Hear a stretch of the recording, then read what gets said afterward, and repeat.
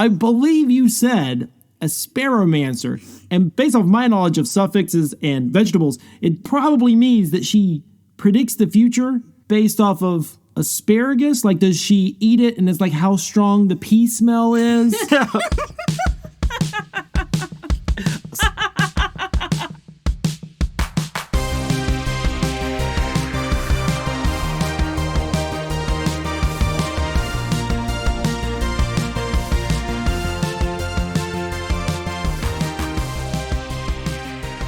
Welcome to Mistopian, the podcast that evaluates the past's rashly inaccurate predictions about the future that we now live in. Because why have pneumatic tubes when you can have vertical videos instead? I'm your host, Alex, joined here by my co-host, Patrick. And today, we've got a little bonus episode for you.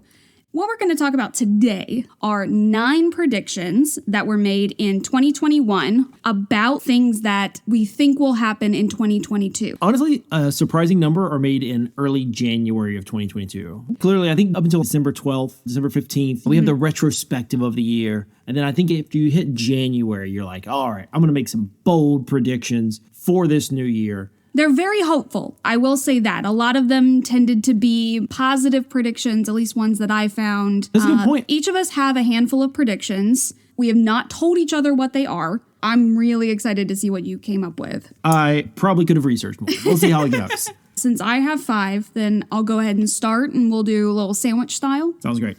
All right. Here is the prediction.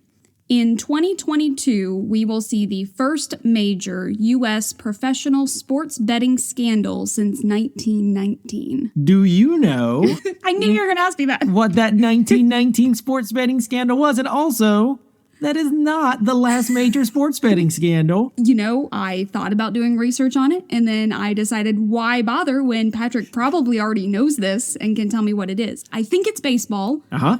Is it one of the Sox? Is it the Red Sox? No. The White Sox? Yes. There's a White Sox scandal. Although they don't call it the White Sox scandal because it is a dark mark on the stain of their integrity. It is the Black Sox scandal. This is where several players threw the World Series, allowing the Cincinnati Reds to win. Most famously, Shoeless Joe Jackson, one of the top players in the league, was implicated in this scandal. All the players were banned from baseball. Baseball really worried that people would not take the sport seriously if people were throwing games. Sure. Why would now be the time when there'd be another sports betting scandal?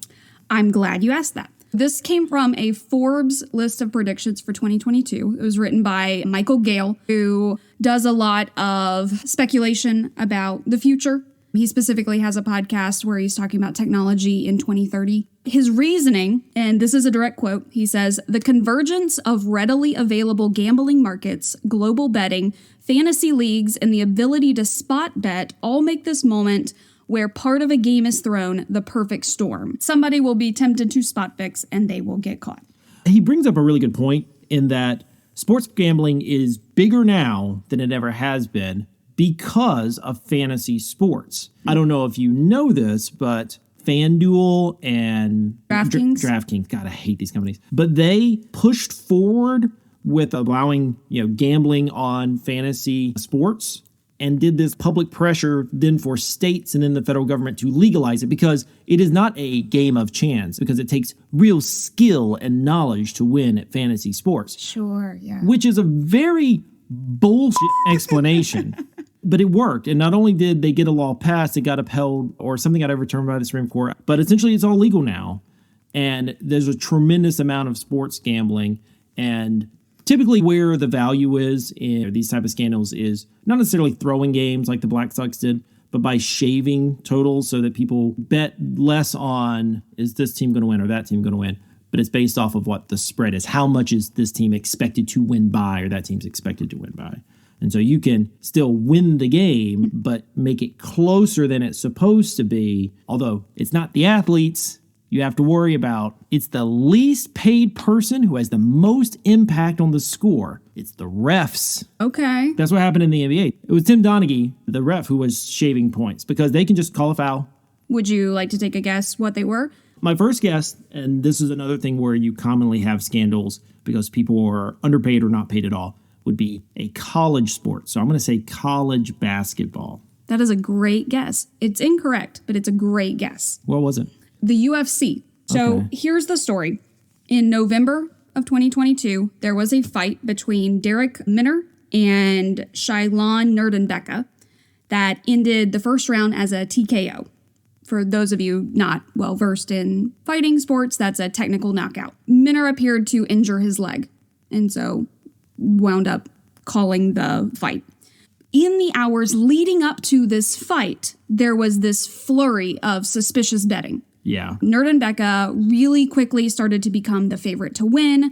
Not only that, but it was specifically that he would either win in the first round or that it would only go 2.5 rounds. So there was this huge amount of money that started pouring in, so much so that some of the sports books took the fight off the board. Okay. Because they were concerned with what was happening. Because sportsbooks want bets to largely be even. They make their money off of this percentage they take no matter who wins, and they would rather there not be huge money riding on either side. They want it to be kind of in the middle where they just take their percentage where there's less risk. Right. This was fueled by rumors that started swirling around during those hours that Minner had an injured knee.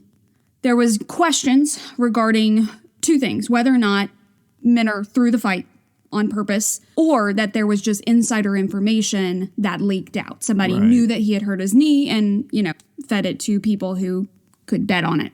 It's not actually clear what the final determination of the investigation was.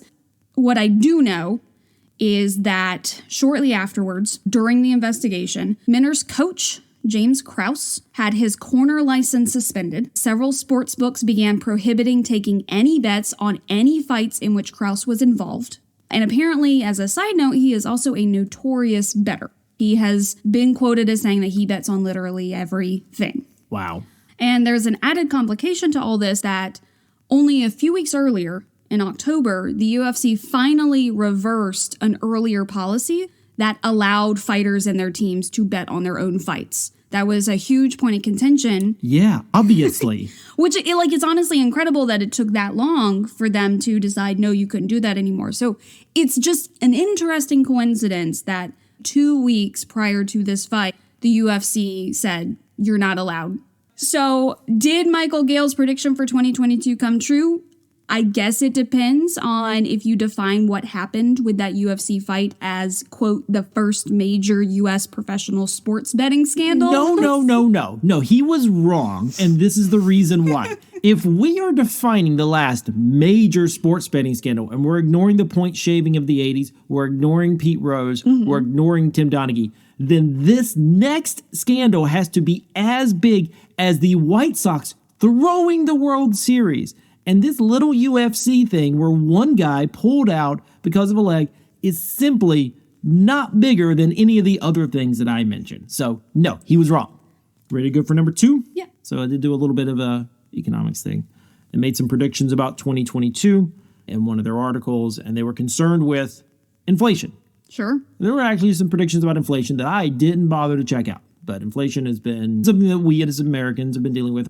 But they had a solution Okay. with their prediction. Fantastic. I want to hear this solution. What if you don't get paid in dollars? What if you divest your payment to some other form of investment as a hedge against inflation? Please don't say it's Bitcoin. It's Bitcoin! That's right. One small step up from NFTs. Bitcoin. This is a bad prediction. Yeah, it's a terrible prediction and an even worse solution. So what's bad about this prediction?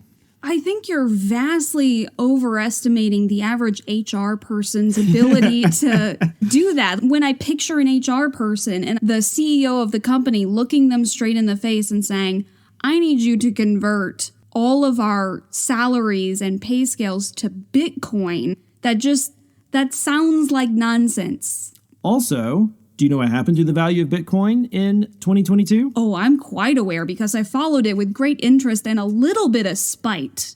Bitcoin hit a high in 2022 in March, being valued one Bitcoin at over $47,000. And then in May of 2022, it had dropped to $30,000. June, it was about $18,000. In November, the drop had slowed. It was under $16,000. It's currently recovered a little bit. It's about $24,000 or so. But it basically halved. If you had put $1,000 in Bitcoin in January of 2022 and withdrew it at the beginning of January 2023, you would have lost over $600. That would not have helped with inflation. So that brings you to this question: cryptocurrency, utopian or dystopian? That is 100% a dystopian disguised as a utopian. That is the credits system of every sci-fi movie and book ever, where it's just this global currency with a generic name. But it's decentralized, man. Like, why would you want your money controlled by the government with every little financial institution taking their little piece? Whereas you could have everything just verified by every other Bitcoin user. By the way, and I should make this clear, I don't really know how it works. But no, I think there's a lot of things interesting about cryptocurrency, and the idea of having a decentralized thing is interesting, but there are obvious issues whenever you don't have a stable central organization that is monitoring its value. The American dollar is not meant as an investment, although for a lot of people it can be, but it's meant to be used every single day. When you've got wild swings of your currency, you're not going to be getting paid in it and then expecting to use it. You just can't. Right. This is the brainchild of somebody who the majority of the income that they get is not spent on cost of living. Right. The ability to go to the store and buy eggs and milk and bread and fill up your car with gas and pay your rent. Yeah, people living more or less paycheck to paycheck. You can't have your value of your pay just drop like that. No. In order to then pay your rent. Ready for the next one? Yes. All right, this one, as if we weren't sick enough of COVID, I've got a nice little COVID prediction that was made for 2022, specifically about vaccines. More than 80% of the world's population will receive at least one dose of a COVID-19 vaccine in 2022. I actually found this prediction in two different places, which was interesting. The first was in that Vox article that was titled 22 Predictions We Made in 2022 and the 6 We Got Wrong. The other place was this global survey from Ipsos. In the global survey, participants were asked, for each of the following, please tell me how likely or unlikely you think they are to happen. And then the statement was, more than 80% of the world's population will receive at least one dose of a COVID-19 vaccine. 56% of people said that they thought it was likely. And if we're separating this out by countries, the most optimistic countries were Peru, China, and Malaysia. They all had around 80%. So Peru, China, and Malaysia had big dreams and big hopes for the global population. Thank you. The most pessimistic countries, do you want to take a guess as to what you would consider to be a stereotypically maybe pessimistic country? I'm going to say Russia, America, and Canada. Not bad. US was actually pretty low. They were only 39% positive. The most pessimistic countries were Germany, Poland, and Hungary, ranging from 33% to only 29%. So US was pretty low down there in terms of thinking that that was going to happen, but they were not the most pessimistic. So if we look at the US, we're really close. The US is at 79%. Okay. Which is nice. The total global average is 69.5. Oof. So, unfortunately, as a global population, we have not reached 80%, but we're getting close. Okay, and you may not be able to answer this question. The U.S. aside, the Western world aside, to what extent are those numbers affected by availability versus, hesitance? The database that I got the information from, they had a separate category for what we could consider to be impoverished countries or poorer countries. And their vaccination rate was about 29%. Yeah. So I think that pretty heavily skews the numbers. There's a lot of countries that have reported over 90%. Chile, Portugal, Cuba, Vietnam. The weird thing about the Vox prediction is that they labeled theirs as having gotten it right. So I took a closer look at their prediction. I was like, we didn't hit 80%. Here's how they did the math. Technically, their prediction read, 12 billion shots will be given out against COVID-19 globally by November 22, which will be enough for every person over 20 to get 2 shots.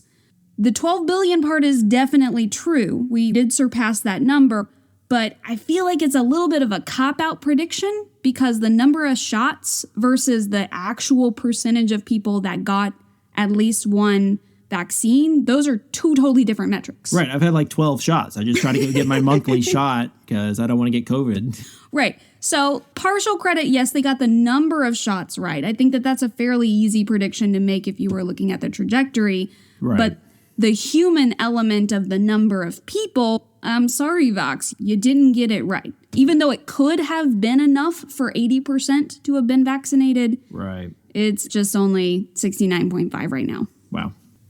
All right. Ready for number 4? Yep. So from 2007 to 2021, the number of births per woman in the U.S. steadily decreased. Less babies, no money. The numbers I was initially looking at had 2.12 births in 2007, down to 1.63 in 2021. Okay. Brian Sullivan of CNBC predicted that in 2022, for the first time since then, birth rates would rise. Was he correct? I'm going to go hard now. You are wrong. I've got a prediction that was accurate here. Okay. But yeah, births rose to 1.78. It's really the first time in a while that birth rates rose. And the correct answer to this question is no one knows. But why do you think that might be? I do remember reading something about how there were people worried during COVID that there was going to be a baby bust. You know, that there was going to be this idea of people weren't going to have kids because they were going to be afraid to do that during the pandemic. Yeah. I mean, if we were in that position again, like I would not have wanted to. I mean, just dealing with a hospital, which is always stressful. Right. I mean, we knew people who gave birth during COVID. Having to labor in a mask sounds like the worst thing in the world. Husbands not being allowed in with their wives. Like, yeah, I totally would get that. Yeah. Is this just the U.S.? Yeah, I'm just looking at U.S. That the rate went up? Yeah, I'm genuinely shocked. I just feel like anybody that I've talked to or just the general like hubbub online is that it's just really expensive right now to have kids and people are waiting. Right. It may be that women postponed plans during COVID and then as things relaxed, like, okay, maybe we can now. So that could explain it. There were lots of people explaining it based off working from home, which I think is probably incorrect, but you know. Sure. Yeah. Like that, to me, that seems like some wild person being like, it's probably because all these women are at home and you know what they're doing. Like, I can't imagine that's actually true, but maybe it is. I don't know. All right. We ready for another one? Yes. All right. So this is a business one. I found this one really interesting because this was the only prediction I found that I felt was super specific and seemed to be based on actual insider information as opposed to just a random news person who has to like churn out an article, so they're just pontificating stuff. This came from a CNBC article that was called 10 Media Execs Under the Cloak of Anonymity Predict 2022's Industry Shaking Events. Okay. And so this prediction says, this is from, quote, executive number 2, who is unnamed, that Bob Iger would return to Disney as CEO. Oh, that happened. It happened. That actually happened. They said there was, quote, already internal wagers at Disney about Iger returning, and that it was potentially due to the plummeting stock of Disney. Their shares had taken a big fall, and as we know, that tends to make boards nervous. Yeah, boards famously like high stocks, not low stocks. Also, Iger owns a lot of Disney stock, so take that for what you will. I actually didn't realize that Bob Iger has technically only been out of the picture of Disney for like a teeny tiny window. Yeah. Like it seemed to me like he had not been there for a while, but he was technically still serving Disney in some capacity, literally up until the end of 2021 as like an executive chairman for the quote unquote transition to Bob Chapek, who took over as CEO in 2021. So I'm just going to chalk that up to time has no meaning anymore during the pandemic and after. And it's hard to keep your Bob CEOs straight. Yeah. They just switched Bobs. It was one Bob, then it was a different Bob, and now it's back to the original Bob. You know, I remember reading some articles about this whenever it happened, and whether or not this is dystopian or utopian pretty much really only matters if you are a shareholder in Disney or you work at Disney. Right. Chapek had definitely made some changes to going to the parks. I remember reading about that made things more expensive in a time when people have less disposable income because of inflation, etc. So, yeah, but kind of an interesting thing that they had that right. That they knew not just that JPEG would be removed, but that they would bring Iger back. Right. Now, he says that he's only stepping in for 2 years to oversee finding a replacement. But knowing how long it took him to actually retire, because I think he originally announced that he was quote-unquote retiring like back in 2014, 2015, and it's just been this very slow process to actually leave. And so he basically was gone for like 6 months, if that. So we'll see if this 2-year thing actually becomes a thing. All right, let's go back to sports. Sports ball. There's a columnist for the New England Sports Network, Nesson, a guy named Ricky Doyle, and he wrote an article in January of 22, and he made the following predictions. The Utah Jazz would win the NBA Finals. The Carolina Hurricanes would win the Stanley Cup. The San Diego Padres would win the World Series. Rory McIlroy would win the Masters. Denny Hamlin would win the NASCAR Cup Series. Germany will win the World Cup, and The Rock will fight in WrestleMania 39. My question to you is, how many of those predictions were right? Knowing what I know about sports predictions and knowing your feelings about sports predictions, I'm going to take the bold guess and say absolutely none of them came true. Absolutely not a single one came true. Golden State won the NBA championship. The Avalanche won the Stanley Cup. The Astros won the World Series. A guy named Scotty Scheffler won the Masters. Joey Logano won NASCAR. Argentina won the World Cup. And the last time The Rock appeared in WrestleMania was in WrestleMania 29 in a match that lasted 6 seconds. How disappointing. I think it was kind of like a cameo thing. Okay. Like the last time he fought for real, he fought against John Cena, and it was apparently a big thing. Okay. Does anybody actually keep track of their own prediction, or are they just saying it to fill the airtime? I would say largely no, but I do know that on the NFL, at the very least one of the networks, I think it's Fox, they'll have like a little segment where they see which are our guys to pick things correctly. But it's not like there's like one person who always gets things right. Sports, like life, is just filled with too many variables to predict accurately. Sure. You can maybe in general directions. Broad sweeping predictions. But anytime you're right, you're probably wrong about twice as many things, if not more. All right, my next one. This is one of those stories that always makes the weird and wacky section of the news. And to be honest, at first I thought, aren't we above this kind of thing? But then I remembered that we're two schmucks sitting in a closet while our kid's asleep in the next room. And I thought, no, let's talk about Mystic Veg Lady. I'm so sorry. I think I misheard you. It sounded like you said Mystic Veg Lady. Yes. Who is Mystic Veg Lady? That's a question I've been wondering for the past 4 seconds. So this is a woman from the UK. Her real name is Jemima Packington. Oh, no. Which, I don't know why you don't go with that. When you've got a name like Jemima Packington, why do you need to dress it up with Mystic Veg Lady? I don't know. I'm writing that down for the next D&D campaign. And she is the world's only asparamancer.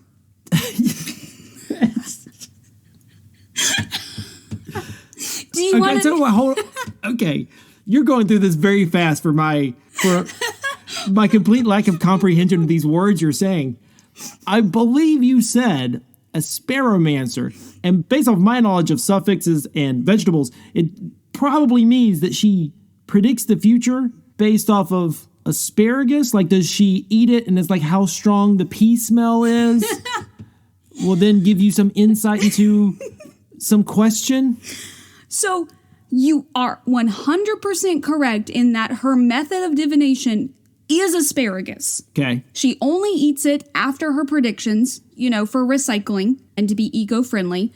So what she does is she tosses the asparagus up into the air and then she reads them once they've fallen onto the ground. You are more of an expert at this than I am. Is that really that dissimilar to reading bones and stuff? It is very similar to that. So this is called casting objects. This is a form of divination that is incredibly old, still used very commonly today. Now, most commonly, you would use things like sticks, rocks, bones, matches, feathers, anything light and tossable, really. So I guess, why not asparagus? No.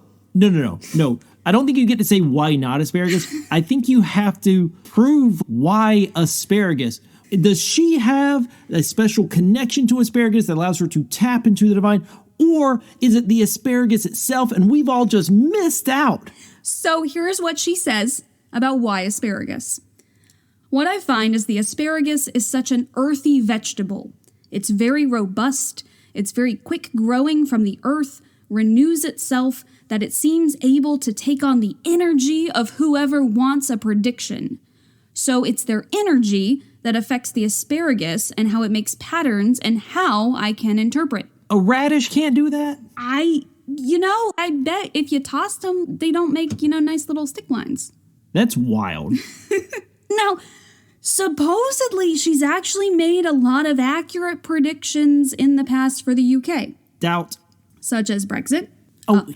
Okay. Boris Johnson becoming prime minister in 2015. Harry and Meghan leaving the royal family. Okay.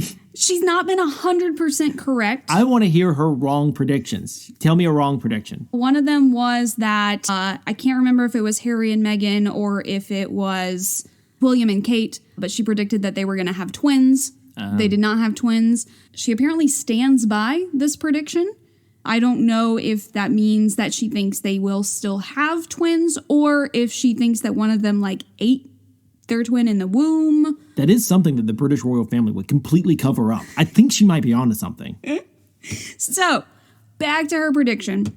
She made several predictions for 2022, including, number one, that Boris Johnson would continue as the UK Prime Minister in 2022.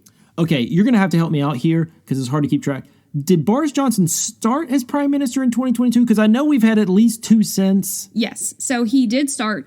He officially resigned as Prime Minister in the fall of 2022 in September. That's right, yeah. Replacing him was, of course, Liz Truss, a woman whose Prime Minister career was so short, it was compared to the lifespan of a head of lettuce. Yeah, the lettuce beat her. Yeah. And he tried to come back after Liz Truss and was roundly laughed out of the room. Another prediction that she made was that there would be more sadness for the royal family in the form of, quote, scandals and worse. I love the vagueness of this prediction. I think the asparagus read Jeffrey Epstein's private diary. I just love the idea that nobody else could possibly predict that there would be drama and scandals with the royal family. With the British royal family, right. That's the way that these predictions work, right? They're vague enough that they could possibly come true. The or worse is open enough. And I'm sure there are plenty of people who have made the connection that something, quote, or worse did happen to the royal family in 2022 with Queen Elizabeth II's passing in September. It is notoriously hard to predict that a 96-year-old might not make it another calendar year. I'm just saying, maybe there is something to asparamancy. I honestly think we could spend a whole episode on Jemima Packington because it is super fascinating. I've got one last one. Politico pulled together several Putin experts and asked them some questions. And one question was, will Putin invade Ukraine? So, first of all, a little bit of caveats. One, there were 13 experts, but they only quoted 11 of them on this question. Of those 11, they're all extremely smart people, and as extremely smart people do, they were not super forthcoming with a prediction. I feel like the smarter you are, the more you realize things could go either way. Right. And so there's not a lot of straight up answers here, but I kind of went through and I used my judgment to say, are they saying, yes, he will, or no, he won't?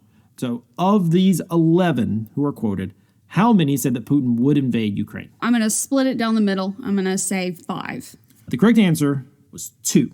Wow. Only 2. Only 2. One guy said there was an 80% chance or higher, which I think is basically saying he thinks it'll happen. Sure. And one guy was pretty clear saying that, yes, if negotiations stall, but most people were saying well, he has been basically using military pressure in order to get concessions, and nobody really discounted the possibility that he could. So I want to be clear about that. Again, sure. These are very smart people who, trying to predict something that is based off of the whims of one man who was very unpredictable.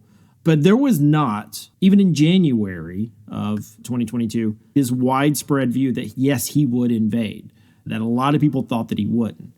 What I should have found would be predictions of how well Russia would do if they invaded, because that went differently than a lot of experts thought. Russia has one of the largest militaries in the world. We know they have equipment, they're a nuclear power, but the extent to their military's incompetence has been very surprising. And having said that, that does not mean that they won't still be successful. Sure. It's been an interesting year to watch that, and of course a devastating year for anybody living in Ukraine or anybody drafted to be a part of the Russian army. And this is one that, like, I think is just straight up dystopian.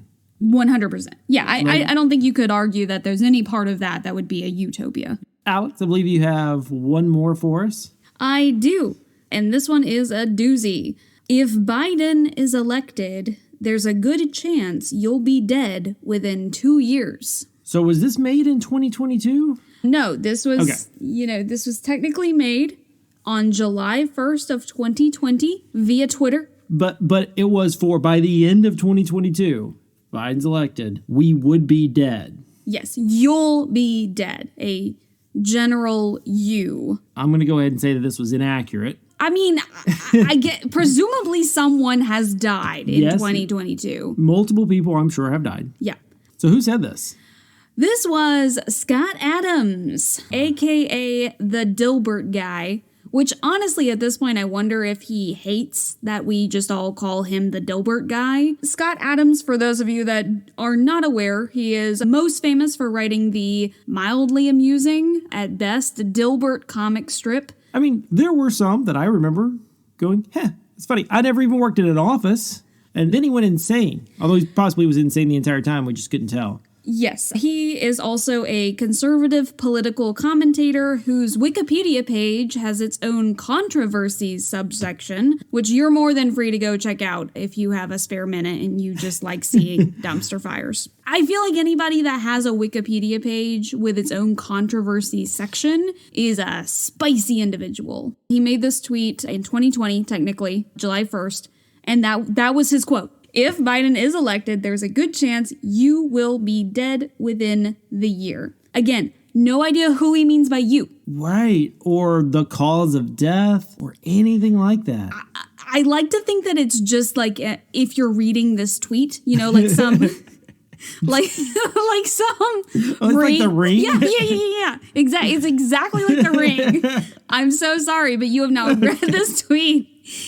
I don't know. Maybe he meant like one specific guy and he was trying to DM him instead of... I don't know. So obviously the time passed and it didn't happen. And he then humbly announced about over 2 years later that he was mistaken. Oh, okay. Well, that's good of him. It's good to be able to know that you're incorrect. I'm totally messing with you. What he actually did instead was double down. Did you be double dead? So on September 30th, 2022, so that was slightly over 2 years after he made that prediction. Still not the end of 2022, though. But before the midterms. Mm-hmm. He tweeted, "My worst prediction of all time was... if Biden gets elected, there's a good chance you will be dead in a year. It was closer to 2 years. I missed it by 100%. You missed it by 100%, all right. Honestly, I'm not even sure what he means by I missed it by 100%.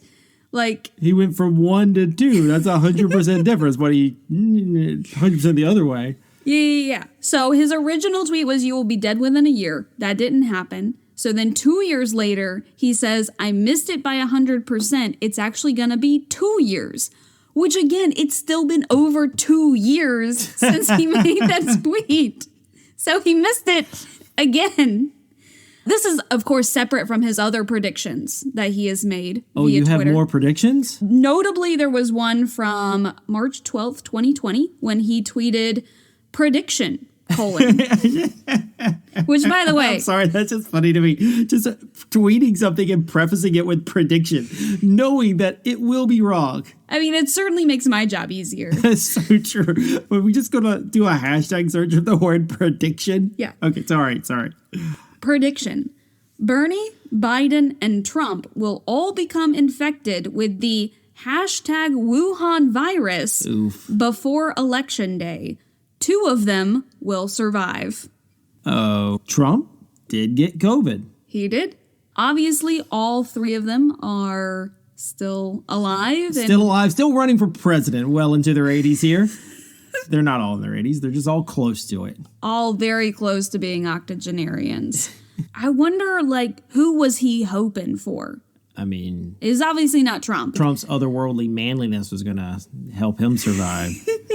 The soy boy Bernie and Biden are the ones who aren't going to make it. All right, now that we've kind of gone through all 9 and broke them down, let's go back through them again really quickly and just kind of, did they come true, did they not? We're going to alternate back and forth. You can do all yours. How you want to do this? Why don't we just alternate? We'll go in the same order that we went, just because if we don't do that, I'm worried I might lose my place. Smart. Good idea. Just keep it simple. All right. Okay, so I went first. In 2022, we will see the first major U.S. professional sports betting scandal since 1919. Did that come true? It is untrue on multiple levels. I will not let this go. No. The answer is no. I mean, but the UFC thing possibly, it's under investigation. No. Canada has stopped betting. It's not a major thing. It's just not. It's just not. It's just not. I'm going to leave this one undecided. Rage quit the podcast. Okay, number 2. Oh, that's me. Number 2. In order to address concerns with inflation, employers are going to start letting you get paid in Bitcoin. No, that did not come true. Thank God. Because that is the worst idea I've ever heard. Yeah, that's bad for sure. I mean, Bitcoin is far, far lower than it was in 2022. Yeah, it's still not a good place. All right, number 3. More than 80% of the world's population will receive at least 1 dose of a COVID-19 vaccine in 2022. Unfortunately, no. No, it did not. The raw numbers support that, but that's just taking the number of shots that have been given divided by the number of people who've had access. That doesn't mean that the world's population as a whole has gotten at least 1 dose. Yeah, true. All right, number 4. Have births per woman in the U.S. gone up for the first time since 2007? I was shocked, but this was right, wasn't it? Yeah, slightly. Slightly. We'll see if that continues as a trend, but I feel like probably not. Probably not. No. Number 5, Bob Iger returns to Disney as CEO. Did that happen? Yes. That's a yes. It happened. That's a correct prediction. We do not traffic much in correct predictions. Well, this is also one of the few that I feel like had actual insider information as opposed to just some dude in his basement thinking hard. Which takes us to our next one. What number is this? 6. Number 6. Some dude in his basement / Ricky Doyle, professional sports writer. Do not mean to slander you too hard there. Made a series of predictions about who would win all the major championships in 2022. Did that happen? None of them came true, right? Not a single one. Not a single prediction, no. And as we discussed, nobody even really cares whether or not these predictions come true or not. People just say things to fill time. Yep. All right. Number 7. According to the Mystic Veg Lady... Oh my God. Let me say it. According to Mystic Veg Lady, Boris Johnson will stay in power, royal family to have tragedy. Did that happen, Patrick? Yes and no. I don't want to admit anything that would be correct there. The royal family did, in fact, have a big tragedy in 2022. She was old. It was expected. Boris Johnson not just hasn't stayed in power, he's been kicked out of Parliament entirely. So. Yeah. So he's only in power for, a little bit of 2022. Yeah. Number 8. According to 11 Putin experts, would Putin invade Ukraine? They said no, and... It did happen. It did happen, and I've learned to try not to predict what's actually going on with the Russian political sphere because it's impossible to make any type of predictions. Any sort of agent of chaos, you're not going to be able to predict that kind of stuff. Right. And number 9, the Dilbert guy, because I'm not going to full name him again, said if Biden is elected, there's a good chance you'll be dead within 2 years. I am very proud of the fact that I can say that this one is not... Oh, no. Oh, Patrick. Oh, God. Oh, no. Darn. Just cut all of my audio for the rest of this. And yeah. And scene. And see. That's not true. We're alive. We are alive. Did the guy that he literally replied to, or was he replying to anybody? No. That was just a tweet that he's just... God, I'm sorry. You have to cut all that.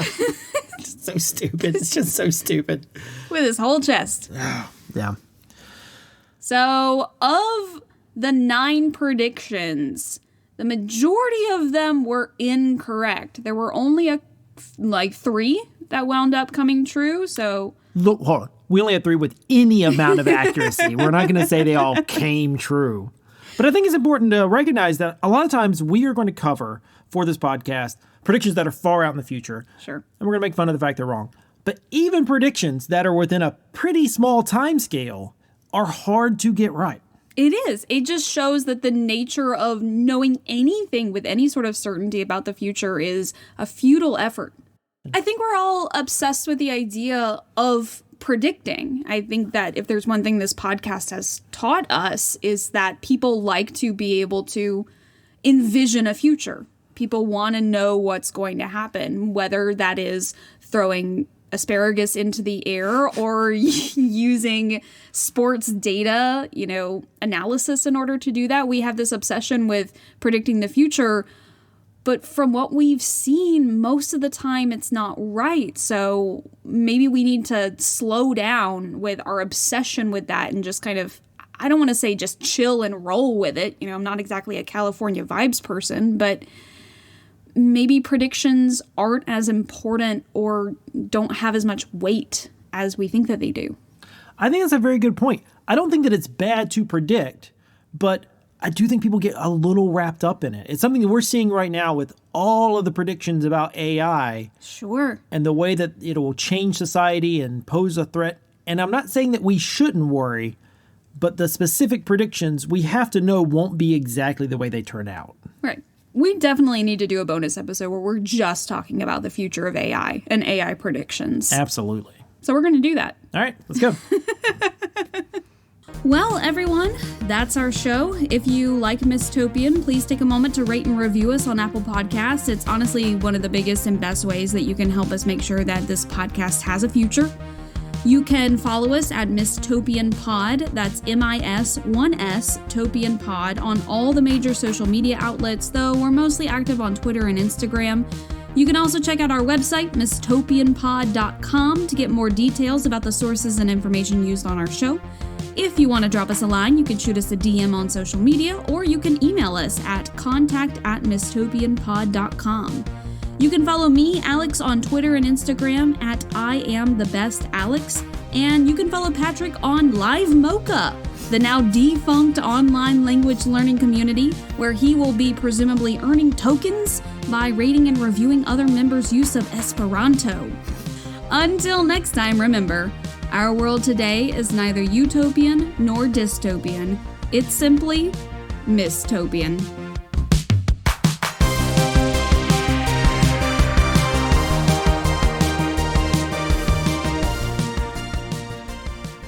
So if you were the Mystic Veg Lady, what would your veg be? Ooh, because you need it to be like a stick. Why? Why is that a requirement? Because, you gotta be able to read it. You can't just go... What are you reading? It's not falling into words. But how they go over... Nothing you're saying is making sense. It doesn't have to make sense. It's a vegetable. That's what I'm saying. It doesn't have to be a stick. Well, fine. What would you pick? What is your sensible option? Turnips.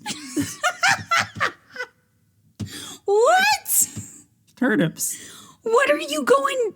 how are you going to read turnips? I don't know how you read asparagus. How they cross each other, and how they form little lines. What? You can do that with anything. You can't do that with a turnip. You can't form... Turnips cannot intersect. Show me a turnip that can intersect. Intersecting Turnips is the name of my alternative band.